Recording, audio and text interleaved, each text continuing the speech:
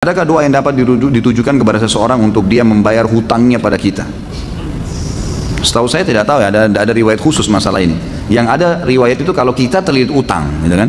Karena Ibnu Abbas mengatakan kalau engkau membaca dalam riwayat sahih, kalau engkau membaca Allahumma kfini bihalalika an haramik waqdin bi fadlika amman siwak. Allahumma kfini bihalalika an haramik.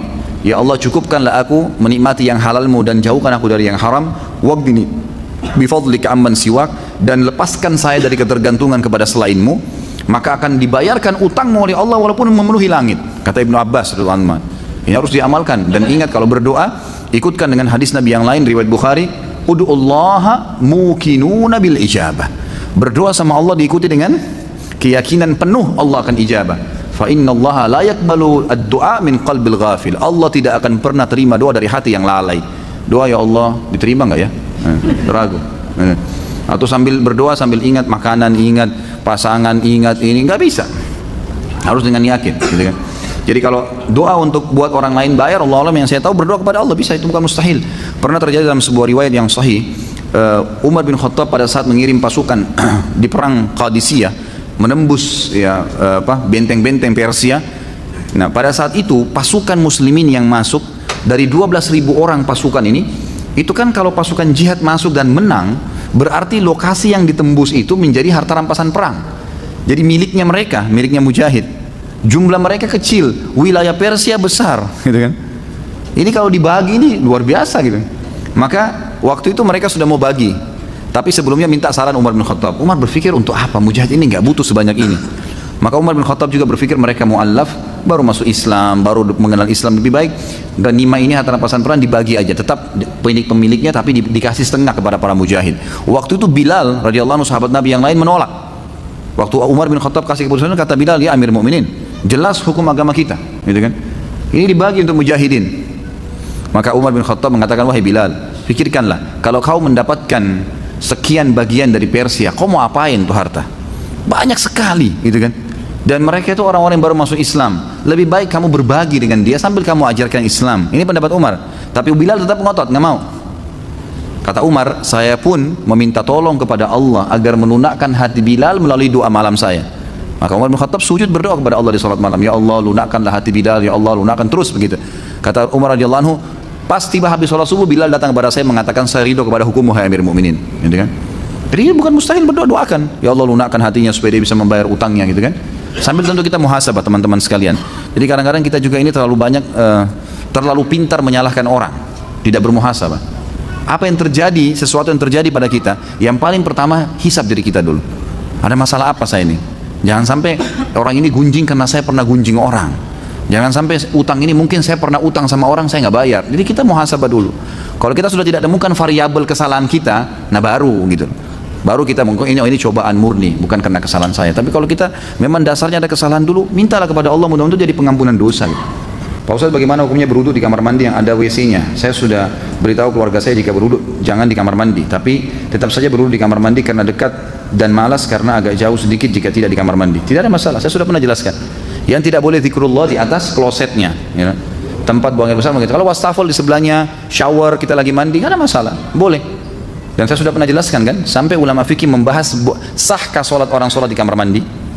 Maka umumnya mengatakan di kamar mandinya ya. Kalau ini tidak ada yang sholat, tapi kalau ada orang sholat, ulama fikih mendatangkan sebuah hukum di tempat kamar mandi, bukan di klosetnya, bukan di WC-nya, maka sah sholatnya, tapi dimakruhkan buat dia.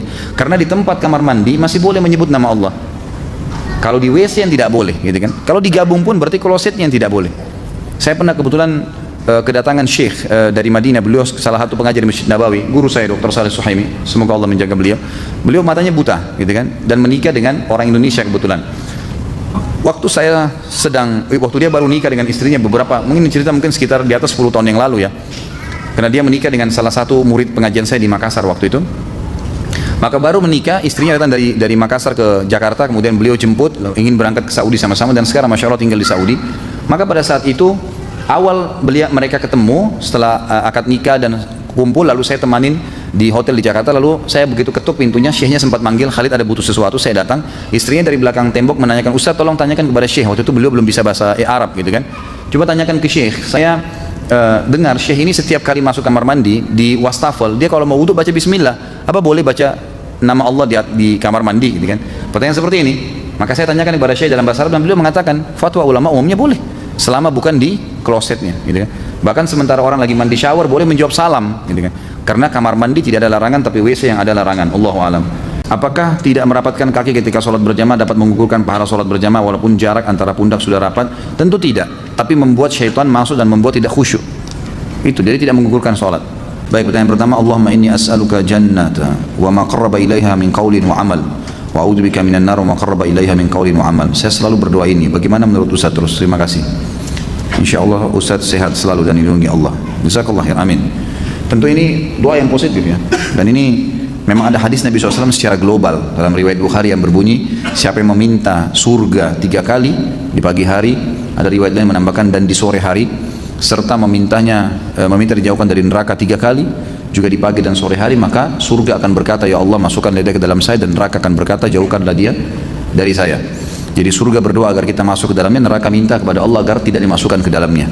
Maka dari hadis ini banyak ulama yang menulis doa-doa, diantaranya doa seperti ini, ya Allah, yang artinya kurang lebih saya meminta surgamu dan apapun yang membawa saya untuk bisa masuk ke sana, yang mendekatkan saya pada surga itu baik dari perkataan ataupun perbuatan, dan saya menjauhkan diri dari neraka dan apapun yang membuat saya dekat atau bahkan masuk ke neraka dari perbuatan, dari perkataan dan perbuatan. Kalau ini Allah alam, yang saya tahu positif saja karena ada hadis yang menyebutkan masalah itu. Apakah makmum baca surah pendek jika berjamaah sholat duhur? Kalau masih ada waktu baca, tapi yang harus dibaca adalah Al-Fatihah. Di kantor anak selesai sholat duhur ada ustadz yang tidak zikir tapi langsung berdiri kultum, isinya mengajak jamaah zikir-zikir bid'ah. Apa ini? Dikit-dikit bid'ah. Jangan dengerin, jalanin saja selama ini menurut anda baik. Memangnya yang menentukan amalan diterima itu kalian. Kalau dikit-dikit bid'ah kita beribadah semakin terkekang. Bagaimana menyikapi ustadz yang seperti ini? Sementara saya mau tegur, cuma ilmu saya masih dangkal dan malas berdebat. Bagaimana membedakan ustadz yang syar'i? Ya tentu saja, ini tidak ada istilah ustadz syar'i ya. Ini istilah baru ini. Baik, kalau anda tidak punya ilmu jangan didebatin, tetap aja berzikir, gitu kan? Tetap berzikir, tetap anda jalankan sunnah Nabi SAW, sudah cukup insya Allah. Kalau tadi ditanya bagaimana membedakan ustadz, sebenarnya ustadz itu kalau yang ustadz mengikuti sunnah Nabi tentu selalu punya dalil ya. Ini perkataan ini, firman Allah dalam surah ini kata Nabi SAW, jadi tidak pernah dari dia, tidak ada pendapat pribadi. Jadi, umumnya maaf, saya bukan mengatakan pengajian kita ini secara khusus, tapi di sini juga tadi anda dengar setiap kali sampaikan sesuatu bisa kita sampaikan ada dalilnya. Ini loh hadisnya, ini loh ayatnya, gitu kan? Jadi punya panduan, jadi bukan karangan-karangan dari kita sendiri. Jika dalam sholat duhur bacaannya sir, lalu makmum lupa baca Al-Fatihah, apakah sah sholat makmum? Yang lebih kuat pendapat tidak sah. Ya, kalau dia sengaja ya, tapi kalau dia lalai, dia lupa, masih ada yang mengatakan mungkin ya, kalau dia lupa masih dibolehkan karena dianggap dia lalai. Tapi pendapat yang kuat itu tidak sah, nggak boleh dia tidak baca Al-Fatihah.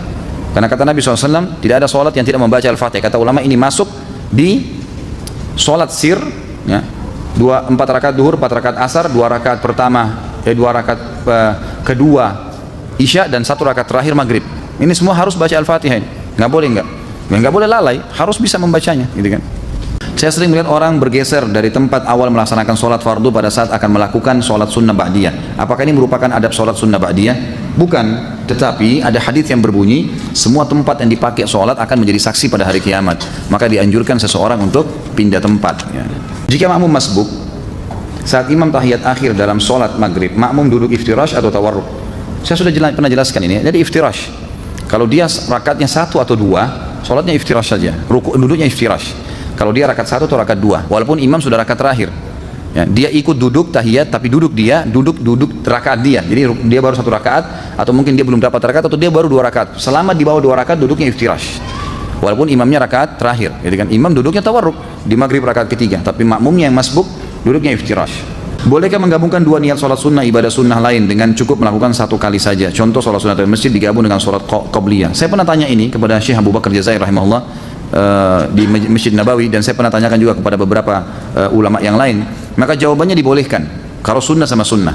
Kalau wajib sama sunnah nggak boleh, gitu kan? Artinya orang masuk dalam masjid, dia sholat tahiyat masjid, dan juga dia bisa niatkan untuk qobliyahnya. Sama dengan orang puasa Syawal 6 hari dengan puasa Senin Kamis yang bertepatan dengan Senin Kamisnya. Maka selama sunnah sama sunnah dibolehkan, tapi tidak boleh sunnah sama wajib. Nggak boleh misalnya bayar utang Ramadan digabung dengan puasa Senin, gitu kan? Maka itu tidak dilakukan, itu tidak boleh digabung. Sebagaimana tidak boleh gabung antara qobliyah duhur dengan duhurnya. Apakah sholat duha termasuk zakat dan sedekah? Sholat duha termasuk zakat? Nggak termasuk lah. Apa hubungannya? Nggak ada hubungannya. Sholat duha penutup pengganti sedekah 360 sendi. Iya, itu iya. Penutup pengganti. Tapi sholat duhanya bukan zakat, bukan sedekah, lain. Gitu kan?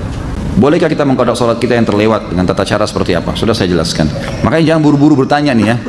Karena pertanyaan mungkin bisa saja dijawab gitu ya, sudah ada. Bagaimana cara mengqada sholat yang sudah banyak kita tinggalkan? Nggak ada qada sholat. Nggak ada qada sholat.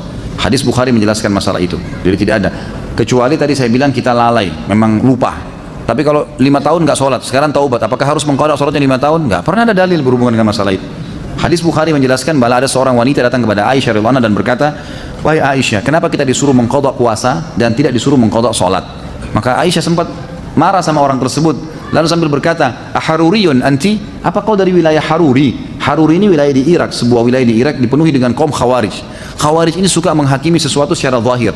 Misal, perangilah orang-orang kafir, berarti semua kafir termasuk tetangga, nggak bisa hidup sama kaum Khawarij, disiksa semua, gitu kan? Jadi ambil secara zahir hukum, gitu kan? Jadi seperti itu.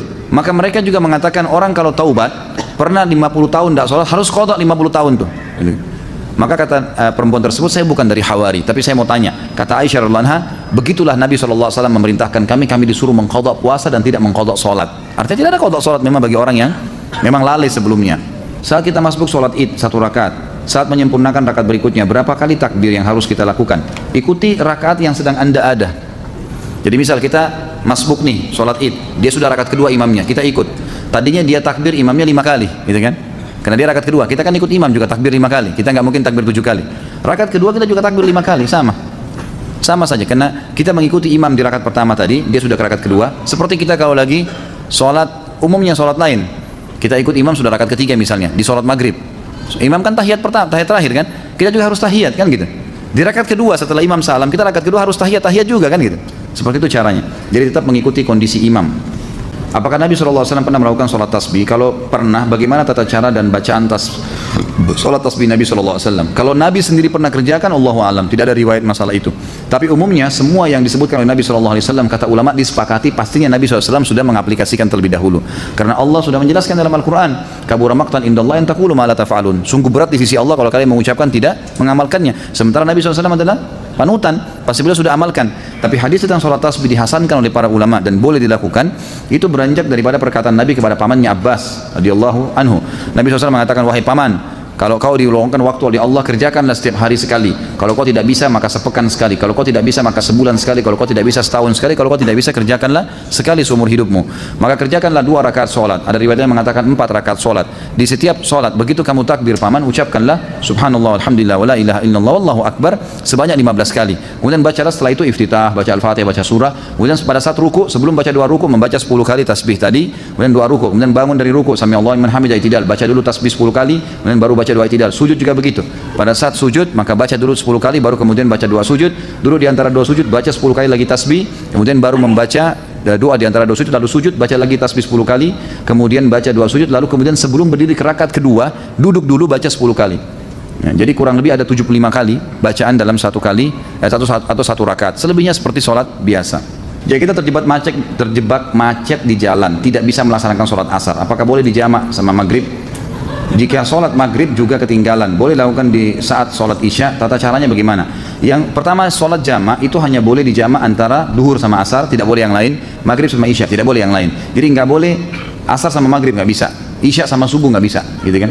Subuh sama duhur nggak bisa. Memang duhur sama asar saja, maghrib sama isya saja. Itu kalaupun dijamak, gitu kan? Masalah kasus orang kena macet, maka hukumnya khilaf di antara ulama. Apa yang harus dilakukan? Yang terbaik adalah dia berhenti dia sholat di dekat situ, dimanapun. Gitu kan, di jalan, kayak kalau di jalan tol ada jalan alternatif di samping, dia bisa mampir di situ, dia sholat. Atau saya pernah mampir sholat di tempatnya teman-teman yang terima bayaran tol itu, gitu kan. Saya tanya dia, ternyata mereka sholatnya itu ada ruangan di situ. Kadang-kadang malah ada tangga ke bawah, gitu kan, ada musola di bawah itu. Maka bisa kita mampir sholat. Jadi kita bisa mampirkan mobil lalu sholat di situ. Itu yang paling baik. Atau bawa sejadah di mobil disiapin, gitu kan. Itu boleh. Ada sebagian ulama yang menarik bolehnya sholat di mobil kalau dalam keadaan darurat sekali, sama hukumnya dengan orang sholat di pesawat, di kereta api, Kalau emang kita terjebak di satu tempat, lagi ada peperangan, lagi ada macet total, emang nggak bisa ditinggalin mobil, orang jalan-jalan sedikit-sedikit, ini nggak bisa. Maka daripada kehilangan waktu, lebih baik dia sholat sambil duduk. Tapi ini tidak diprioritaskan. Prioritaskan adalah mampir. Ya, itu. Setelah berhubungan suami istri, apakah boleh sholat wajib hanya dengan wudhu tanpa junub, tanpa mandi? Nggak boleh lah. Ini iseng aja bertanya. Wajib mandi junub ya akhi. Atau mungkin yang nanya masih bujang kali ini, belum punya pengalaman ya. Belajar dari Pak Yoyo ya. Bagaimana tuntunan sahih untuk kondisi makmum yang masbuk namun tidak mendapat bacaan Al-Fatihah imam sholat? Apakah makmum tersebut masih mendapatkan hitungan 1 rakaat penuh? Yang kuat pendapat iya, dia masih mendapatkan walaupun sholatnya sir. Kalau orang memang masbuk ya, beda orang yang datang dari awal tapi lalai tidak baca Al-Fatihah. Nah itu baru bisa dibahas dalam bahasan lain. Saya pernah membaca sebuah hadis riwayat Ibnu Abbas radhiyallahu anhu yang menjelaskan tentang tidak bolehnya menahan pakaian pada saat sholat. Apakah hadis itu sahih? Apa maksud dari kata menahan pakaian? Mohon penjelasannya. Saya tidak tahu, maaf. Saya belum tahu sampai ke situ tentang masalah hadis menahan pakaian. Yang saya temukan malah hadis Abu Bakar radhiyallahu anhu yang sahih, di mana Abu Bakar berkata, ya Rasulullah, saya orang yang tidak bisa sholat kecuali saya menahan pakaian saya. Karena kalau tidak dia melorot, gitu kan? Apakah itu membatalkan sholat saya? Apakah itu termasuk sombong? Kata Nabi SAW, itu tidak termasuk. Ya, berarti di sini kan ada masalah kasus menahan, tapi saya tidak tahu kalau yang riwayat Ibnu Abbas ini.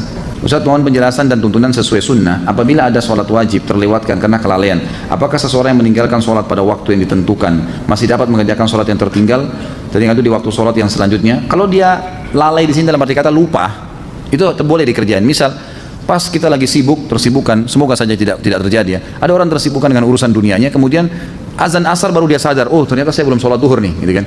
Maka apa yang harus dia lakukan? Boleh kalau dia sholat duhur? Boleh, nggak ada masalah. Tapi kalau dasarnya dia tahu di duhur sudah masuk, dia nggak mau sholat, memang nggak mau dah, memang sudah nggak sholat. Begitu azan asar, temannya ajak, ini sholat yuk. Kamu udah tahu belum ada hadis begini, tersentuh dia mau sholat. Tapi tadi dia sudah tinggalkan duhur secara sengaja, ini nggak boleh lagi dia sholat, karena sudah memang ditinggalkan secara sengaja sama dia. Di daerah Ana ada 2 masjid, yang satu masjidnya besar dan jamaahnya tidak banyak sehingga selalu dapat saf pertama. Kedua masjidnya lebih kecil dan jamaahnya banyak karena telah ditegakkan sunnah sehingga susah dapat saf pertama. Lebih utama sholat di satu atau yang kedua? Yang satu tentunya, masjid yang pertama, karena memang kita bisa dapatkan fadilah lebih besar, gitu kan? Dan masjid itu makin banyak jemaahnya makin afdal, ya, gitu. Makin afdal, makin besar fadilahnya. Artinya masjidnya besar misalnya, tentu afdaliyah karena banyak jemaah itu penting, tapi mendapatkan saf awal lebih penting. Maka harusnya didahulukan saf awal itu. Mana yang lebih baik apabila ada udzur berjamaah tapi menunda sholat atau akhir waktu, sendiri tapi di awal waktu? Tentu saja di awal waktu, walaupun sendiri. Tentu saja di awal waktu. Apakah seorang muslim yang sebelumnya tidak rajin sholat, bolong-bolong, termasuk kafir? Apakah ia harus syahadat ulang, dilihat dan dilihat oleh saksi maksudnya? Enggak tentu. Kalau dia jahdan ya, kalau dia bangkang, nggak ada sholat, nggak ada hukum sholat itu, saya nggak mau yakin. Maka itu baru kufur, dia syahadat. Tapi kalau dia cuma malas-malas, nggak perlu. Taubat kepada Allah sudah, sekarang tinggal sholat. Di perusahaan saya sistem untuk sholat bergantian, sistem untuk sholat bergantian, tapi niat saya ingin sholat berjamaah tepat waktu. Apakah saya berdosa karena tidak sholat tepat waktu? Tidak dikatakan berdosa sebenarnya, karena masih ada pendapat ulama yang seperti Imam Syafi'i mengatakan sunnah muakkadah. Saya tidak bisa mengatakan berdosa, gitu kan? Tapi dia kehilangan fadilah yang sangat banyak. Jadi kalau bilang pun, misal pun kita bisa mengambil awal waktu, lebih baik kita pamit sama teman-teman, misalnya kita dahulu, gitu kan? Dan itu sholat juga tidak akan mengambil waktu lama. Saya juga sarankan begini, perlu difahamin ya, terikat dengan jam kerja kantor ya, itu wajib hukumnya karena antum mengikuti syarat. Kata Nabi SAW, al-mu'minuna ala syurutihim, al-mu'minuna ala syurutihim, orang mukmin harus patuh dengan syarat yang disepakati. Misal waktu istirahat jam 12 sampai jam 1, azan setengah 1, gitu kan. Antum mulai masuk masjid sholat, ternyata harus kembali sebelum jam 1, misal 5 menit sebelum jam 1 ada absen lagi, misal contoh. Antum baru selesai sholat wajib, belum sempat sholat ba'diyah duhur, itu sudah jam 1 kurang 5 menit. Kalau sholat terlambat nih, balik kerja, maka jangan sholat sunnah ba'diyah, karena mentaati peraturan wajib. Sementara sholat sunnah itu sunnah, gitu kan. Kecuali kita sudah balik ke kantor, ada waktu lowong, kita bisa buka sejadah dekat meja kerja kita lalu sholat, itu nggak ada masalah. Tidak harus pertemukan masalah itu ya. Jadi lakukan yang wajib saja. Pernah ada teman-teman yang di luar negeri bertanya kepada saya, Ustaz, saya kerja di luar negeri dan di luar negeri ini orang-orang non muslim, saya nggak bisa sholat, gitu kan. Dan seringkali meeting di waktu-waktu pas lagi sholat, gitu kan. Apa yang saya harus lakukan? Saya balik tanya begini, saya bilang kalau seandainya anda lagi meeting kemudian, misal ini contoh, semoga Allah muliakan kita semua, saya kasih contoh ini, contoh orang mau ke kamar mandi, kebelet buang air besar, kebelet buang air kecil, lagi meeting, diizinin nggak? Nah, Ini di sini, diizinin nggak kalau kebelet kencing, kebelet buang air besar? Meeting penting nih, miliaran, diizinin nggak? Ya nggak bisa berpikir kan kalau mau kencing gitu kan? Nggak mungkin, pasti diizinin ke belakang. Ya sudah, kita izinnya memberikan isyarat memang mau ke kamar mandi, betul kamar mandi kan? Ke kamar mandi, dan orang saya bilang lagi, kalau masuk kamar mandi, lagi kebelet, pamit, lagi meeting, kalau kita butuh waktu 10-15 menit, diizinin nggak? Nggak mungkin kan tengah-tengah digetur-getur, ayo cepat gitu kan? Nggak mungkin, orang lagi buang air besar gimana? Dia harus selesaikan aja, kalau nggak sakit perut. Maka berarti bisa dipakai itu untuk sholat tuh. Ini kalau darurat ya, sebab ada beberapa teman-teman yang pernah bertanya kalau salah dari Jepang, dari negara-negara yang memang tidak bisa mereka sholat, maka tidak ada juga musola. Bagaimana inisiatifnya? Ya saya sebagai dai harus bisa memberikan solusi nih. Kalau dia mau disuruh pulang, dia sudah terikat akad kerja di sana. Maka caranya adalah kayak tadi, pamit ke kamar mandi, memang mau kamar mandi, uduk di sana, kemudian sholat, cari tempat yang bisa sholat di situ. Mungkin di gang, mungkin di mana, ya apa boleh buat, harus sholat.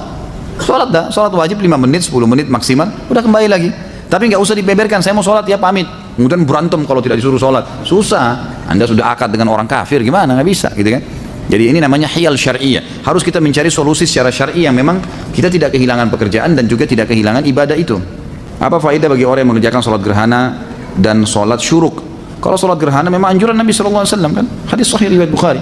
Kata Nabi SAW, kalau kalian melihat gerhana, maka sholatlah, bersedekahlah, dan bertasbihlah.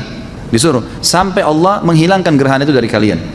Jadi memang ada perintah dari Nabi SAW masalah itu. Tapi apakah dia dapat pahala, apakah dia dapat misalnya apa janji-janji itu belum pernah kita temukan riwayatnya. Allahu a'lam. Tapi yang jelas dia dianjurkan untuk dilaksanakan. Perintah Nabi SAW ibadah. Kalau sholat syuruk, hadis Nabi SAW, siapa yang sholat berjamaah di masjid, hadis sahih riwayat Hakim, siapa yang sholat berjamaah di masjid, ya, kemudian dia duduk berzikir sampai terbit matahari, kemudian dia sholat 2 rakaat setelah itu, ya, maka dia sama dengan pahala haji dan umroh sempurna, gitu kan? Ini dikatakan oleh para ulama sholat syuruk. Manakah yang lebih utama bagi seorang perempuan, sholat di musola kantor atau pergi ke masjid? Musola boleh. Ya, kalau perempuan tidak ada masalah, di sebelah meja kerjanya boleh. Tidak ada sesuatu penekanan. Kalau laki-laki yang dianjurkan ke masjid. Apakah seorang laki-laki yang tidak sholat berjamaah di masjid berdosa? Kalau Imam Syafi'i mengatakan sholat berjamaah di masjid sunnah muakkadah, sangat ditekankan. Jadi kita tidak boleh menyalahkan juga orang-orang yang tidak ke masjid sholat. Misalnya umumnya di Indonesia ini banyak orang yang berpegang pada Syafi'iyah gitu kan. Tapi kalau jumhur ulama mengatakan tidak. Di antaranya Imam Ahmad sangat menekankan beranjak daripada hadis-hadis yang sahih, seperti misalnya hadis yang sahih kata Nabi SAW, saya ingin sekali ada orang yang mengikomahkan sholat lalu kemudian menggantikan saya jadi imam, lalu kemudian saya membawa obor dan saya membakar rumah orang-orang yang tidak pergi sholat berjamaah. Kemudian hadis sahih juga di mana Ibnu Ummul Maktum, muadzin Nabi SAW, matanya buta, dan beliau berkata, ya Rasulullah, rumah saya jauh dari masjid Anda, tidak ada yang memandu saya, buta, nggak ada yang pandu saya jalan, gelap, gitu kan? Dan di antara rumah saya dengan masjid banyak binatang buas bisa menerkam saya, padang pasir jauh. Apakah boleh saya sholat di rumah? Awalnya Nabi SAW mengatakan silakan sholat di rumah. Setelah itu subhanallah turun wahyu menyampaikan, Ibnu Ummul Maktum sudah mau keluar, Nabi SAW mengatakan panggil orang itu, dipanggil kembali. Kata Nabi, apa kau dengar dengan telingamu azan atas ma'un nida? Dia mengatakan iya ya Rasulullah. Kata Nabi, idzan ajib, kalau begitu jawab azan itu. Orang buta, nggak ada yang pandu, itu kan malah ditekankan. Jadi semestinya memang harusnya dijaga. Ya, dari pendapat ini, ya, jumhur ulama diantara Imam Ahmad yang sangat menekankan berdosa kalau laki-laki tidak ada udzur nggak sholat di masjid. Gitu kan. Ya kalaupun kita berpegang pada mazhab Syafi'iyah, kita mengatakan sunnah muakkadah, maka minimal antum kehilangan banyak sekali fadilah, pengangkatan derajat, pengampunan dosa, dapat istana di surga. Itu luar biasa. Setiap pergi loh dapat satu istana, setiap pulang dapat istana. Ini bukan istana di Menteng atau di mana-mana, ini di surga gitu kan. Hanya dengan ke masjid sholat, itu apa susahnya? Lawan tuh syaitan, jangan lemah terus. Ya. Bagaimana hukumnya sholat orang isbal? Apakah sah? Khilaf di antara ulama tentang sah atau tidaknya, gitu kan? Tapi yang jelas sudah pernah kita jelaskan di dalam dosa-dosa besar kita yang lalu ya, pernah ada penjelasan kalau ada hadis yang menjelaskan tidak sahnya atau disuruhnya mengulangi sholat orang yang tertutup mata kakinya oleh Nabi SAW, seseorang yang sedang datang. Bahkan Nabi SAW menyuruh mengulangi sama uduk dan sholatnya. Waktu ditanya oleh para sahabat, kenapa ya Rasulullah? Kata Nabi SAW, karena mata kakinya tertutup. Ada yang melemahkan hadis ini, ada yang menghasankannya, gitu kan? Khilaf di antara ulama. Tapi kalau saya pribadi, saya berpegang pada pendapat yang mengatakan memang batal sholatnya. Ya. Apakah zikir setelah sholat boleh dikerjakan sambil berjalan keluar masjid karena ada keperluan? Boleh saja, nggak ada masalah. Tapi antum kehilangan ya, doa malaikat. Karena hadis Nabi SAW, siapa yang habis selesai sholat tidak berdiri dari musolahnya, tidak berbicara dengan orang di sebelahnya, tidak membatalkan wudhunya sambil berzikir, dia lagi duduk di situ, gitu kan? Dan ini saya sering sarankan para ikhwah yang hadir di pengajian saya, agar jangan pindah tempat pun, mundur ke belakang pun jangan, biarin di tempat situ saja, zikir dulu. Karena pekah sekali hadis ini ya, siapa yang tidak pindah dari musolahnya, yang tidak berdiri dari musolahnya, Siapa yang tidak membatalkan wudu dan tidak berbicara dengan orang di sebelahnya, maka malaikat di atas kepalanya mendoakan, ya Allah ampuni dia, ya Allah rahmati dia, sampai dia melanggar 3 hal tadi.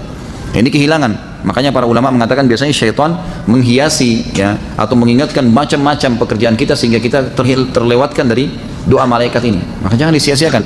Saya pernah zikir ikhwan dan akhwat sekalian, pelan-pelan sekali zikir habis sholat itu 7 menit maksimal. 7 menit, 8 menit itu sudah selesai. Jadi cuma syaitan yang membebankan kita. Apakah ada hukum had untuk orang yang meninggalkan sholat? Ada, jelas. Kalau dia meninggalkan secara malas, hukumnya had, dihukum. Dan ketika Imam Syafi'i mengatakan tergantung pemerintahnya setempat. Boleh memenjarahnya, boleh mencambuknya, gitu kan. Tapi yang jelas harus ditakzir. Takzir itu dihukum dengan berat. Dan tidak boleh dibiarkan ada di lingkungan kaum muslimin orang yang tidak sholat. Wajib terutama ya. Jadi tidak boleh sama sekali. Apakah seseorang yang telah mencapai dosa kufur, lalu tiba-tiba dia bertobat atas hidayah Allah, kemudian dia mengerjakan sholat tapi belum mengulangi syahadat, apakah sholatnya sah dan diterima oleh Allah Subhanahu Wa Taala? Nggak bisa. Kufur itu syaratnya untuk kembali ke Islam harus syahadat. Jadi dia kalau sholat dianggap orang kafir sedang sholat, nggak diterima sama Allah. Harus syahadat. Gimana caranya? Itu syaratnya, karena dia sudah kufur. Bagaimana hukumnya bersedekap melipat tangan kembali sesudah bangun dari ruku? Tadi kan sudah saya jelaskan ya. Boleh saja. Gitu kan? Bersedekap pada saat bangun dari ruku, sami Allah liman hamidah. Saya sudah sebutkan tadi kan khilaf di antara ulamanya. Jadi boleh kembali ke dada, boleh kembali ke sebelah paha kita. Apakah ada bacaan atau doa yang diajarkan oleh Rasulullah SAW pada saat berwudu seperti doa ketika membasuh muka, tangan dan lainnya? Yang saya tahu doa yang dibaca adalah pada saat mau mulai wudu, itu hadis Bukhari, membaca Bismillah pada saat mau memulainya, gitu kan? Bahkan Syekh Jibril mewajibkan masalah itu, mengatakan harusnya seseorang membaca Bismillah. Beranjak daripada hadis, janganlah seseorang kalian bersuci kecuali sudah memulainya dengan basmalah, gitu kan? Kemudian nanti selesai wudu baru membaca 2 kalimat syahadat, beranjak daripada hadis Bukhari yang berbunyi siapa yang selesai wudu kemudian dia membaca asyhadu an la ilaha illallah wahdahu la syarikalah wa asyhadu anna muhammadan abduhu wa rasuluh, ini hadis Bukhari Muslim, maka Allah akan membukakan baginya 8 pintu surga, dia bisa minta yang mana dia mau masuki, gitu kan? Begitu pula ada hadis yang lain riwayat Tirmidzi menambahkan ditambah doa Allahumma ja'alni minat tawwabin wa ja'alni minal mutatahhirin, ya Allah jadikanlah aku orang yang selalu bertaubat dan juga orang yang selalu bersuci, gitu kan? Jadi dari hadis ini yang kita tahu ada doa di awal, ada doa di akhir. Kalau di pertengahan Allah alam saya tidak pernah dapatkan riwayatnya. Secara pribadi ya, saya pribadi. Jadi kalau Anda mendapatkan riwayatnya silahkan Anda amalkan. Tapi saya pribadi belum pernah menemukan kecuali di awal dan akhir saja. Apakah pahala sholat jamaah di masjid sama besar dengan jika kita sholat jamaah semisal di rumah atau di tempat lain? Tentu berbeda. Tentu berbeda. Fadilah ke masjid ada sendiri. Kalau di tempat lain tidak ada fadilah melangkah ke masjid. Ya, kata Nabi SAW, setiap kali orang melangkah, maukah saya tunjukkan kalian amal yang paling banyak menggugurkan dosa dan meninggikan derajat? Kata para sahabat, tentu ya Rasulullah. Kata Nabi SAW, berwudu di waktu-waktu genting, di waktu-waktu yang malas kita wudu, seperti mau tidur, gitu kan? Habis berhubungan biologis, mau tidur atau mau mengulanginya, dianjurkan wudu dulu. Atau di musim dingin, ya kan? Atau menjaga wudu, batal wudu lagi. Ini justru pahalanya besar nih. Dan banyaknya langkah kaki menuju ke masjid, ya kan? Berarti melangkah kaki saya sudah ada pahala. Hadis yang lain juga riwayat Bukhari Muslim, kata Nabi SAW, setiap kali orang melangkah ke masjid, 1 langkah mengampuni dosa, 1 langkah mengangkat derajatnya. Ini nggak ada di tempat lain, harusnya di masjid, gitu kan? Kemudian ada hadis yang berbunyi, siapapun yang pergi ke masjid sholat, setiap berjamaah di waktu sholat wajib ya, maka setiap kali ke masjid dapat 1 istana di surga, setiap pulang 1 istana di surga. Ini nggak ada di tempat lain, gitu kan? Tinggal tentang masalah jamaahnya, 25 kali lipat dapat pahala, itu sama. Itu sama, karena hadis Nabi SAW menjelaskan sholat berjamaah sama saja mendapatkan pahala 25 kali lipat itu dan diangkat 27 derajat. Allahu a'lam. Apakah boleh mengerjakan sholat witir bertepatan dengan berkumandangkannya azan subuh? Karena saat mengerjakan tahajud waktunya sudah sangat dekat dengan waktu subuh, sementara saya belum sholat witir. Pertama sekali saya sarankan antum sholat witir seperti sekarang nih, ba'da isya, gitu kan? Itu lebih baik. Nah, itu lebih baik. Dan nanti kecuali kalau antum memang sudah terbiasa bangun jam 2, setengah 3, masih panjang jeda waktu menjelang subuh, itu baru. Kalau enggak, saran saya jangan tinggalkan witir sebelum tidur. Nah, baik sebelum tidur atau habis dia isya langsung sholat witir. Itu sudah disepakati oleh para ulama, berangkat daripada hadis Bukhari, di mana sahabat-sahabat menyampaikan diantaranya ya Abu Hurairah anhu yang mengatakan, saya diwasiatkan kepada saya 3 hal yang saya tidak pernah tinggalkan selama hidup saya, puasa 3 hari setiap bulan, 2 rakaat sholat duha, dan saya tidak pernah tidur kecuali saya sudah witir. Ya, agar antum tidak mengejar di malam hari kecuali sholat tahajud, gitu kan? Pertanyaan tadi, bolehkah sholat witir sementara azan dikumandangkan? Boleh jawabannya. Hadis Bukhari menjelaskan masalah itu. Bahwasanya Nabi SAW mengatakan kalau kalian dengarkan azan, segeralah berwitir. Segeralah berwitir. Artinya masih boleh kan? Bahkan ada pendapat ulama mengatakan kalau jeda antara azan dan iqamah subuh masih panjang, seperti Masjid Haram misalnya, 20 menit, 25 menit baru iqamah. Sementara antum sudah terbiasa kerjakan sholat tahajud dan itu kebablasan sampai azan subuh baru bangun. Boleh mengerjakannya antara azan iqamah subuh. Karena itu bukan waktu yang dilarang untuk sholat. Kalau sudah iqamah subuh waktu dilarang sholat, nggak boleh.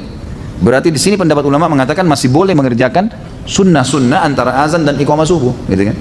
Jadi ini termasuk ya, yang bisa diambil pelajaran dari situ tadi. Semoga Allah senantiasa memberkahi Ustaz Khalid beserta keluarga dan kita semua yang hadir di majelis ilmu ini. Amin. Mudah-mudahan jazakallahu khair atas doanya. Sholat sunnah afdalnya dikerjakan di rumah. Saya biasa mengerjakan sholat sunnatul fajr di rumah. Namun masjid di tempat saya jarak antara azan dan iqamahnya sebentar. Saya terkadang ketinggalan takbiratul ihram bersama imam, tapi tetap dapat rakaat pertama. Sebaiknya saya sholat sunnah di rumah atau di masjid? Di masjid, gitu kan? Di masjid. Jangan antum kejar ikan teri, ikan paus lewat ini. Sholat sunnatul fajr itu ikan teri dibandingkan sholat subuh. Itu ikan pausnya, gitu kan? Jangan ketinggalan, sholat di masjid tidak masalah. Kan lebih afdal kalau sholat di rumah, kalau sholat sunnah kan gitu lebih afdal. Jadi jangan sampai mengejar afdaliyah sunnah, ketinggalan fadilah yang besar dari sholat wajib. Karena mulai Allahu Akbar imam, kita juga Allahu Akbar, itu sudah dicatat pahala tuh. Jadi itu ada fadilah, jangan ketinggalan itu. Bahkan kalau perlu kita masuk masjid sudah mau iqamah, ya sudah kita sholat subuh, gitu kan. Nanti sunnatul fajrnya ulama berpendapat mengatakan sunnatul fajr pernah dikerjakan oleh Nabi SAW setelah terbit matahari. Itu dibolehkan bagi orang yang sudah rutin mengerjakannya. Kalau dia ketinggalan, sudah masuk masjid subuh, sudah iqamah, dia sholat subuh, kemudian nanti dia setelah terbit matahari sebelum duha, dia boleh mengerjakan sunnatul fajr yang ketinggalan itu. Bagaimana anda menyikapi setiap akan sholat pasti ingin sekali buang angin? Apa anda harus diruqyah? Gimana kira-kira? Ruqyah boleh, silahkan ruqyah. Mungkin waswas syaitan, itu waswas syaitan ya, harus dilawan.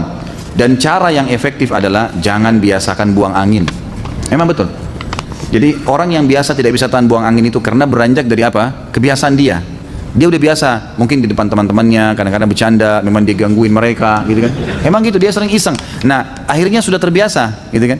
Jadi itu menjadi hal yang selalu kayak orang yang terbiasa ngupil, orang yang biasa korek kuping, Jadi karena dia jadikan kebiasaan, jadi terbiasa, sama dengan itu. Kalau orang yang tidak membiasakan dirinya untuk ngeluarin angin, insya Allah tidak keluarin angin kecuali pada waktu memang dibutuhkan, kan gitu. Jadi memang ini harus diubah dari cara itu dulu, pola itu. Dan ini subhanallah juga tidak baik ya, sebaiknya memang ditinggalkan. Jadi ini insya Allah dengan cara antum terapi diri supaya jangan sampai sering mengeluarkan angin, terutama dengan mengolok-olok, gitu kan, ada bercanda, termasuk juga di depan pasangan misalnya. Lebih baik kita menjaga itulah, kecuali darurat sekali ya, kecuali darurat. Kalau ruqyah saya sarankan silakan ruqyah, bisa jadi was-was juga syaitan, bisa terjadi. Ketika zikir setelah sholat, kemudian ada orang yang mengucapkan salam kepada kita, lalu kita membalasnya sehingga zikir setelah sholat kita terpotong. Apakah kita harus mengulangi zikir tersebut atau lanjutkan? Lanjutkan saja, tidak ada masalah. Nabi SAW pernah melakukan hal tersebut. Jadi pernah beliau SAW dalam hadis Bukhari selesai sholat ya, asar, tiba-tiba beliau langsung dengan cepat sekali, begitu salam lagi zikir, berdiri dengan sangat cepat melewati para sahabat. Sampai para sahabat yang meriwayatkan hadis ini berkata, kami heran dengan kecepatan Nabi SAW dalam cepatnya gerakan Nabi SAW itu. Maka setelah itu pun, setelah beberapa saat Nabi SAW balik lagi dan duduk lagi, berzikir lagi. Lalu salah seorang di antara kami bertanya, ya Rasulullah, ada apa? Kata Nabi SAW, tadi saya tiba-tiba teringat di rumah saya ada kurma sadaqah yang sudah saya niatkan mau keluarkan. Maka saya tidak ingin itu tertunda. Maka saya pun segera mengeluarkannya, lalu kemudian saya balik berzikir. Jadi ulama mengambil daripada hadis ini, bolehnya orang kalau habis sholat, berzikir habis sholat, itu kalau ada sesuatu yang wajib baginya atau sesuatu yang darurat, dia boleh memotongnya seperti menjawab salam, gitu kan. Seperti misalnya turun hujan, tiba-tiba dia harus pindah karena kena air atau apalah ya yang harus memindahkan dia, maka dia boleh pindah dan kemudian dia melanjutkan zikirnya. Ustaz, apakah boleh saf sholat diisi oleh, mohon maaf, orang yang terkena Down syndrome? Secara fisik dia sudah balik, tetapi ketika sholat orang tersebut sering mendahului imam dan gerakan sholatnya tidak berurutan. Tentu kalau dia sengaja atau memang dia pada kelainan jiwa atau apa, ini sebaiknya memang di masjid itu ada tim khusus yang mengatur ya. Jadi orang-orang seperti ini, kalaupun dalam kondisi dia tidak sadar, dia tidak tahu hukum, atau dia dalam kondisi gila misalnya, maka dia dibolehkan untuk keluar dari saf muslimin. Karena dia pun mengerjakan, dia bebas hukum, dia tidak ada taklif kan gitu. Tapi kalau memang dia hanya melakukannya karena tidak bisa tahan, karena memang masalahnya adalah sakit kakinya, dia akhirnya harus melakukan mendahului imam, maka solusinya kata ulama adalah dia boleh mengerjakan sholat sambil duduk. Cari inisiatif yang dia tidak mendahului imam. Karena kalau dia dahului imam tetap kena ancaman. Ya, Nabi SAW mengancam, siapa yang mendahului imam, maka bisa saja Allah mengubah wajahnya menjadi wajah keledai. Hadis sahih riwayat Imam Ahmad masalah itu.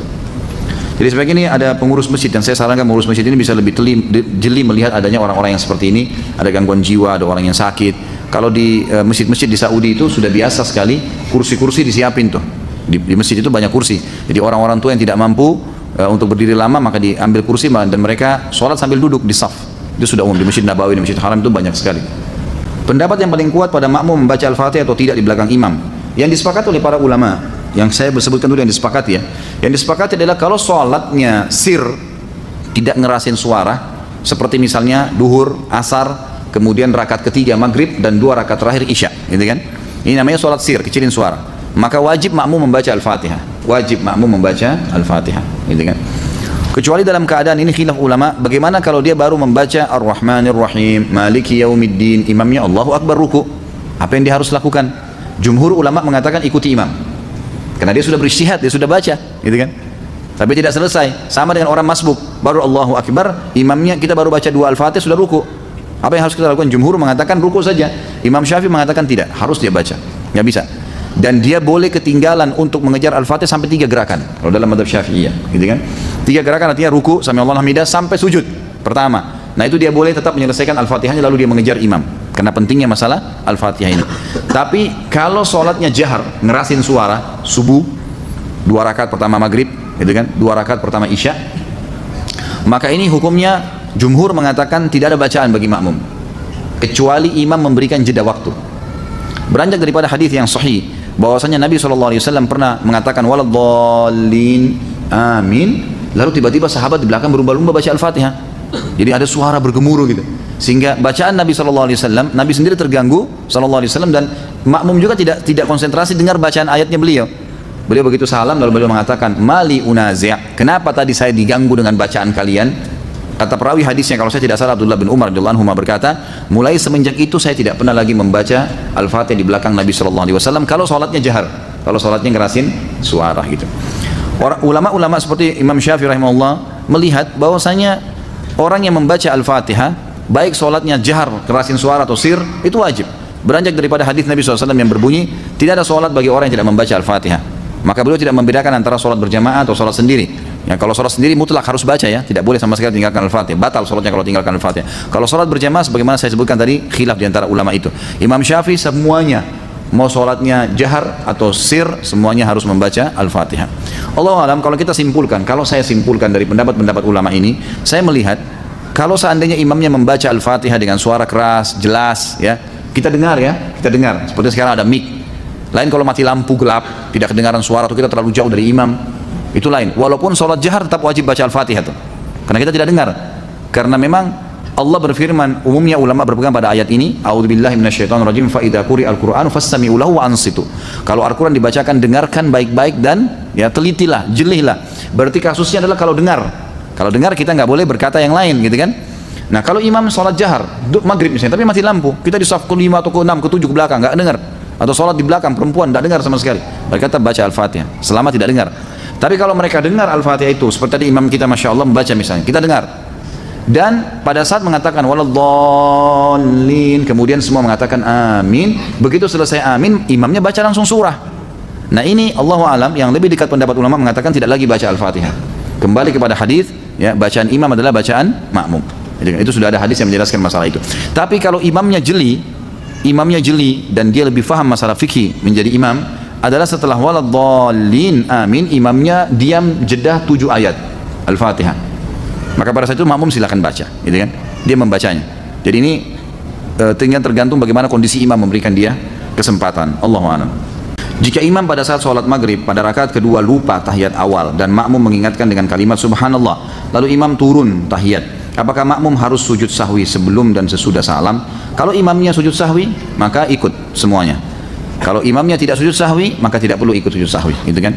Dan sujud sahwi ini teman-teman sekalian dilakukan kalau seseorang lagi sholat, kan sahwi itu artinya lalai ya, kelalaian. Itu kalau antum sudah pindah ke gerakan yang setelahnya. Misal, kita pas sujud, ternyata satu kali aja sujud, gitu kan? Tiba-tiba kita berdiri, subhanallah, pas kita duduk untuk berdiri ke rakaat yang setelahnya, kita teringat, kayaknya tadi sujudnya baru satu kali nih. Lalu kita sujud lagi, ini nggak butuh sujud sahwi.